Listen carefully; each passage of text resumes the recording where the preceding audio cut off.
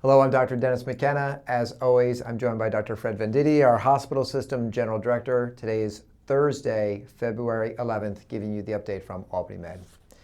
All right, first graph, Capital Region. We are almost under 300. We have 302 in the hospitals. And again, high water mark was 553. So we're making progress, Dennis. Really making good progress. Absolutely. Let's just do the graph for the morning census here at Albany Medical Center. We'll pop that one up on the screen. You can see we did come under 100. We have 98. Of those, 20 are in the ICU, 8 are on ventilators. There are no pediatrics. Fred, let's break that number down. 98. How many of those are in that non-infectious category? I think this morning, Dennis, 32. So our high water mark was 47. It's dropped, but it's still substantial. And people may be watching and saying, I'm seeing the numbers come down, but why is that ICU number not changing much? And there's a reason behind that, right? Yeah, Dennis. So we have a couple of people who are in the ICU vented and have been for a while. We have a couple of trached patients. So when you get on a ventilator, you often stay on it for quite a while. I think we have someone on a ventilator now for over 40 days. Right. So they have a trach on the ventilator, and they just need that support still. And one thing we haven't talked about here, I don't think in a while, is we actually have a patient on ECMO. And I say that really to give credit to and shout out to the people in CPS. They're a remarkable team of physicians and nurses and respiratory therapists caring for somebody, really extraordinary efforts. Yes, very much so.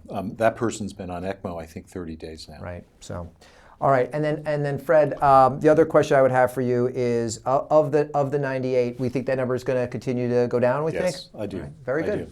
All right. If you were to have shown the admissions, you'll see that they've been receding as well a little bit. So we're going to continue to go down. Excellent. All right, to our workforce, we are having another vaccine clinic for first dose, and I believe it's this Friday. That's right. Tomorrow, 7 to 11, down in the BE lobby where we've always had these clinics.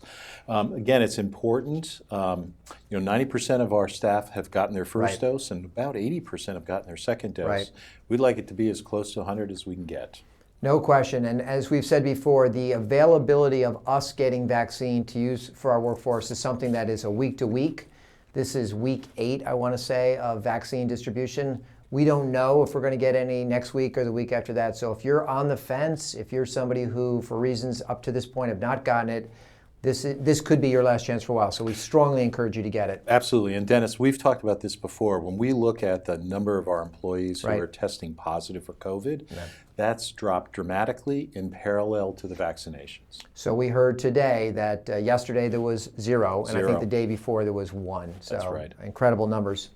And so that's the case there with the vaccine clinic. And also I should say that in New York State, when they list hospitals that have vaccinated the most of their workforce, we're like in the top 25. That's tremendous. Yeah, so credit there. Fred, we talked on Tuesday about the N95 masks and the recall and how there were 3 different type of masks. There's the teal, there's the white, and there's the duckbill, the orange duckbill. And we talked about how we're asking everybody who's been fit tested for the teal to be fit tested again for either the white and or the duckbill. That's right. Any status? Are we testing a lot of people? We are. So I believe we tested over 100 people yesterday, and the day before over 100 as well. So we're making progress, but we probably have well over 1,000, 1,500 people to test. It's very, very important that if you've only been tested for the teal, that you go make an appointment or go down to Choices Cafe to be tested for the white and or the duckbill. The teal are going to be very hard for us to keep on the shelf. Equivalent protection, absolutely, whichever one you're wearing. That's right. N95, 95% of particles are filtered by all 3 of those masks. Excellent. So let's go over the specifics. It's Choices Cafe. It's 7 a.m. to noon or 1 to 5 on weekdays. I do believe we're offering a weekend as well. I think it's the 20th. The 20th. And I think that is 7 to noon.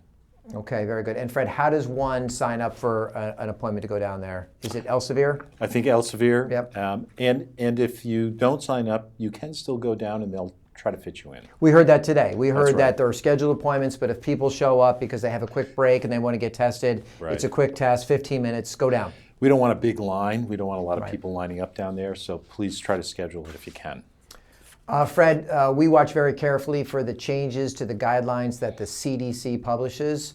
One of the rule sets that we're watching very carefully is whether or not an individual needs to be quarantined. I'll tee it up and I'll let you take it from there. So the rule set now is changed because it has to do with whether or not you're vaccinated and how that changes whether or not you need to be quarantined. So Dennis, we've been thinking about this and looking for this guidance for a while. So yesterday the CDC put out new guidance, and it goes like this.